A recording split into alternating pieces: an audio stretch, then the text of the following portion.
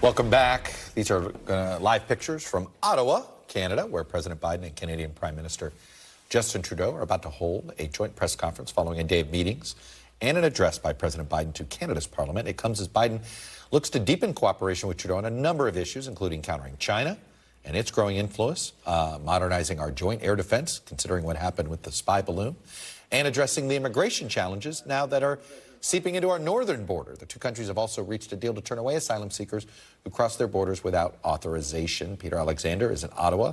He's on standby for this press conference, so he may have to take a quick seat there. But, Peter, I'm obviously, for the domestic audience, most interested in the deal on asylum seekers here, because it does seem as if we have a better working relationship with Canada these days than we do Mexico.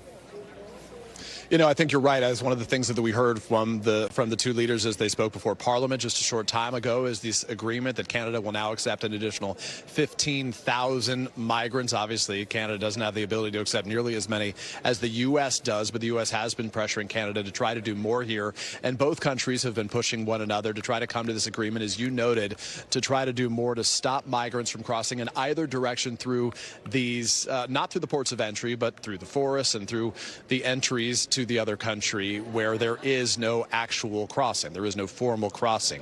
Both countries now agreeing that if someone, a migrant, tries to cross from Canada into the U.S., that the U.S. can send them back to Canada, and vice versa. The U.S. Department of Homeland Security, Chuck, just moments ago announcing that that will go into effect beginning at midnight tonight. So it will begin tomorrow. So that's certainly the backdrop to the conversation. It'll be one of the topics we hear from them when they speak in just moments from now. But there are a series of other issues that both of these countries share. Certainly as it relates to China. For the press here in Canada, one of their frustrations is Chinese interference in Canadian elections and in their political system, something that sounds awful familiar to a lot of Americans, I suspect, as well. The modernization of NORAD, given the Chinese balloon that sailed over Canadian land and then across the United States before it was shot down over the Atlantic Ocean, an effort to try to crack down on fentanyl crossing into either of their countries. Then, of course, there are topics that both of these more left-leaning leaders agree on. Certainly the topic of clean energy, green energy, an effort to try to produce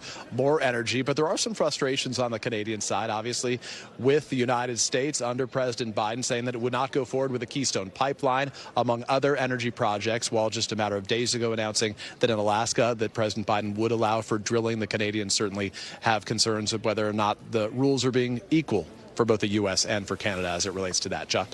And Peter, who's in worse domestic political shape, Joe Biden or Justin Trudeau? What's your assessment there after watching this?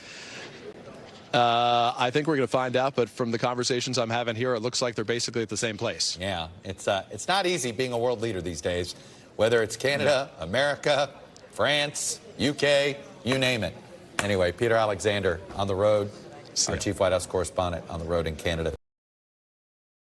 Thanks for watching our YouTube channel. Follow today's top stories and breaking news by downloading the NBC News app.